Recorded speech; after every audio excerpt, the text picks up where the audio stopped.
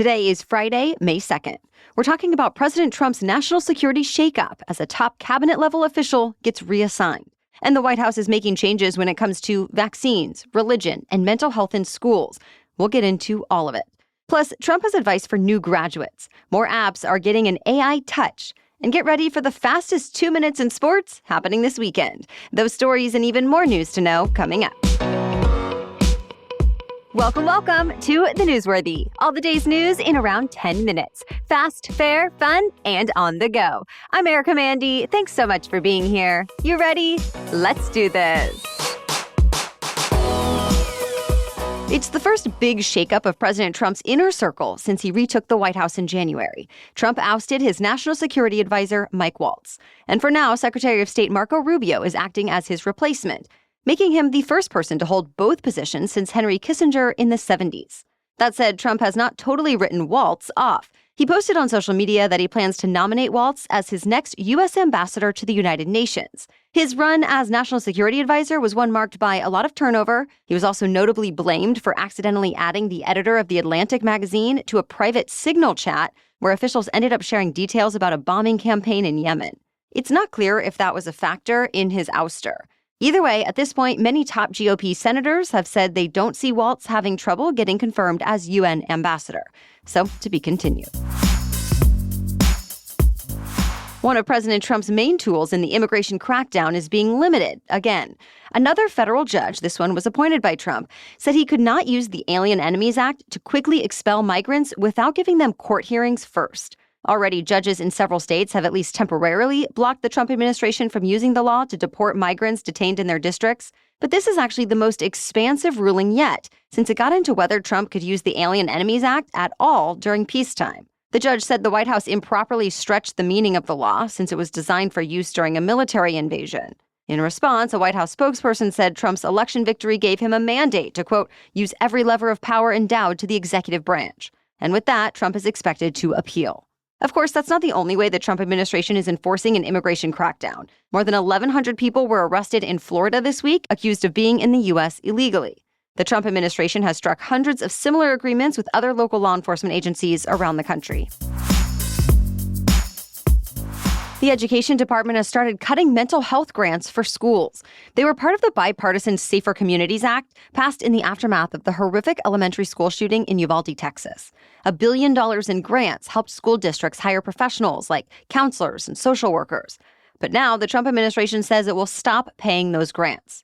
The White House explained, saying recipients used the funding to implement race-based actions like recruiting quotas that had nothing to do with mental health. But some school districts have defended that approach, saying they only wanted to diversify the pool of psychologists because research has shown students of color are more likely to seek out and engage with a counselor who has a similar background.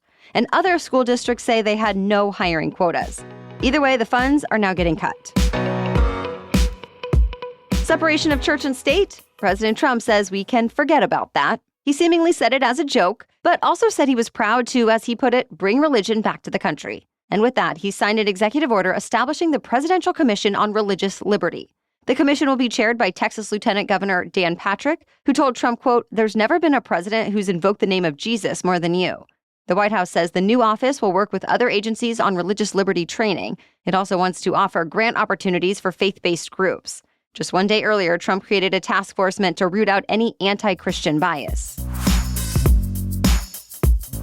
Health Secretary Robert F. Kennedy Jr. is changing the way vaccines are tested in the U.S. He says placebo testing will now be mandatory for any new vaccines as a way to make sure they're safe. But some vaccine experts are criticizing this decision. They say key vaccines are already tested against a placebo, but that when shots are updated regularly to better match circulating strains of a virus, like with COVID or flu vaccines, they don't always go through it all again. Now that's apparently changing. And some critics say the change will delay vaccines and make them more expensive, starting with the next round of COVID-19 shots. Speaking of which, instead of spending on the next generation of COVID vaccines, the Trump administration is redirecting $500 million into a universal vaccine project.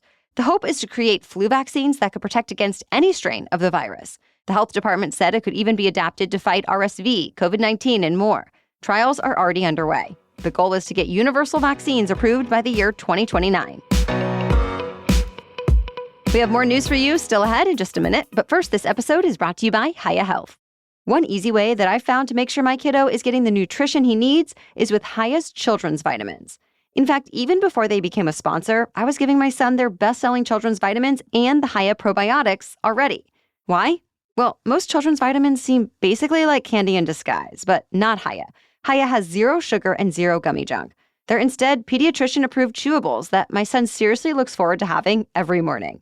Plus, I appreciate that every single batch is third-party tested for heavy metals and microbials in a qualified GMP-compliant lab using scientifically validated testing methods. Oh, and if you're tired of battling with your kids to eat their greens, Hiya now has Kids Daily Greens Plus Superfoods. It's a chocolate-flavored greens powder designed specifically for kids, packed with more than 55 whole food ingredients to support brain power, development, and digestion. Just scoop, shake, and sip with milk or any non-dairy beverage for a delicious and nutritious boost your kids will actually enjoy. We've worked out a special deal with Hiya for their best-selling children's vitamin. Receive 50% off your first order. Yeah, half off. To claim this deal, you must go to hiyahealth.com/newsworthy. This deal is not available on their regular website, so go to hiyahealth.com/newsworthy, hiyahealth.com/newsworthy, and get your kids the full body nourishment they need to grow into healthy adults. Now back to the news. Students graduating from the University of Alabama got a dose of motivation and politics from President Trump last night. Trump gave a commencement address that included some encouraging words like think big and never give up. He told graduates they were never too young to be successful and described how he worked on his first hotel development deal in his 20s. He also said, quote, "You're the first graduating class of the golden age of America," and then went into what sounded more like a campaign-style speech. Trump once again claimed the 2020 election was rigged and said the 4 years of him being out of office were not good for the country. He spoke about slowing illegal immigration, tariffs, the media, and transgender participation in sports. The president's visit drew hundreds of protesters who staged a counter rally, but everything is said to have been peaceful.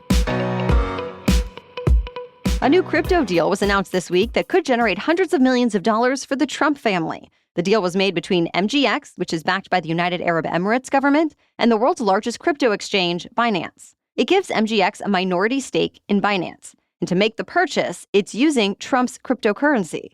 Government ethics experts have raised concerns about potential conflicts of interest. So far, no response from Trump's team on that.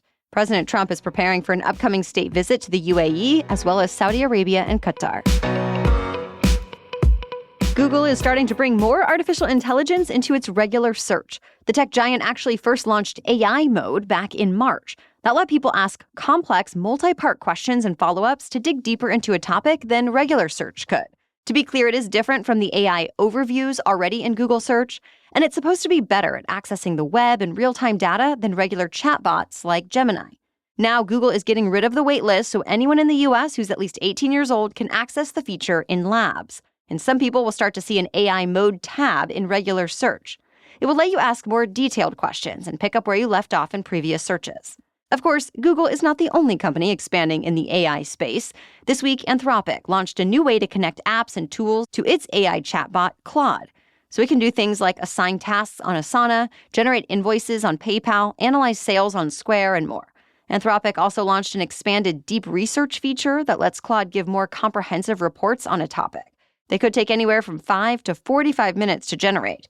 Other deep research tools have similarly been launched across chatbots like Google's Gemini, Microsoft's Copilot, and xAI's Grok. Driverless semi-trucks are officially running their first regular long-haul routes in the U.S. The autonomous trucking company Aurora launched commercial service in Texas, and it will now regularly be making round trips between Dallas and Houston. The first customers are Uber Freight and Hirschbach Motor Lines. Both companies completed years of test runs with safety drivers. But now the new commercial service no longer has humans at the ready. Instead, the trucks are equipped with computers and sensors that can see the length of more than 4 football fields. Some transportation officials have worried about the safety of driverless trucks, but Aurora and other autonomous vehicle developers say the technology will actually make roads safer and help bolster part of the American economy that often can't find enough human drivers. Aurora and other AV trucking companies have plans to add more driverless trucks to the roads by the end of this year. America's longest-running sporting event is happening tomorrow. We're talking about the Kentucky Derby. 20 of the world's fastest horses will gallop across the track for a chance to win a garland of roses, a record prize, and the title of Kentucky Derby champion. And as always, there's expected to be a crowd packed in to watch the 1 1/4 mile race.